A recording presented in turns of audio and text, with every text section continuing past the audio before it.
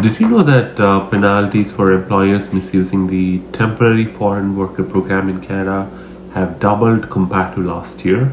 Yes, doubled. And the consequences? Well, they're sending a loud and clear message. If you are not playing by the rules, you are out. This is exactly what IRCC, or Government of Canada, has started doing it. So let's get into the details as why this is happening and how it's impacting the program, and most importantly, what it means for temporary foreign workers and employers across Canada. So first things first, what exactly is the temporary foreign worker program? So think of it as a bridge that helps Canadian employers fill job vacancies when qualified local talent just is not available. Sounds fair, right? But here's the catch. Not everyone plays fair. While the majority of employers follow the rules, some take advantage of the program by underpaying workers or ignoring workplace safety, or worse, engaging in abusive practices. Let's be real. It's not just the workers who suffer when this happens. It messes up the playing field for Canadian workers, damages the economy, and frankly damages the reputation of Canada as a safe and fair place to work. So what's being done about it? And there's a lot, and the stats showing it is actually working. Just in a few months, from April 2024 to September 24, the Government of Canada has conducted 649 employer complaints inspections, and here's the shocking part of it, where 11% of those employers were non-compliant. That's 1 out of 10. And now here's where things get interesting. And penalties for non-compliance are not just a slap on the wrist anymore. They're hitting employers where it hurts, their wallets and their ability to hire. In just 6 months, over $2.1 million in fines were handed out to these non-compliance employers, and that's double what it was during the same period in 2023. And it's not just about fines. 20 employees were banned from using the temporary foreign worker program entirely, and that is more than 5 times compared to last year.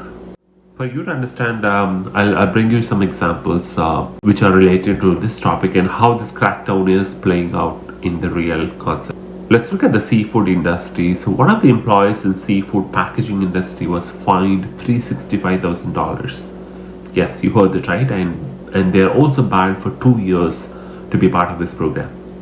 And why? Because they did not keep proper records, broke hiring laws, underpaid workers, and failed to provide a safe, abuse-free workplace, which is absolutely concerning. And in similar lines, there's another employer in janitorial services, which is more to do with the maintenance of the workplaces and all, and they were fined $124,000 and banned for 5 years. And the crime that they did is improper pay and poor working conditions. And then there's also a farming employer who thought they could skip out on providing documents and meeting with the inspectors, but they ended up with a $75,000 fine and a 5-year ban to be part of this program. And these are only just few of the examples that I talked about, and when they paint a clear picture, the government is not messing around anymore. Let's talk about how these penalties have evolved.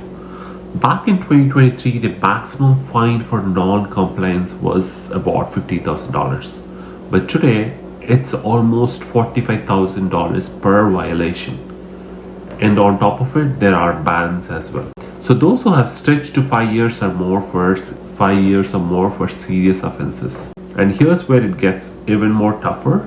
Starting in fall 2024, employers who skip inspections or dodge meetings or are not actively engaged in their business face new stiffer fines. So that means for every temporary foreign worker affected, it's about $15,000. So if they have about 10 workers and they mess up, that's about $150,000. And if your business is not legit or you're involved in shady practices, expect to be shut down as well, and no questions asked. And the government has also leveled up its inspection process. They're being proactive, focusing on high-risk industries and suspicious cases like earlier. Plus, they have done away with easy loopholes like letting employees use letters from accountants or lawyers to prove their legitimacy. Now it's all about showing real, concrete proof.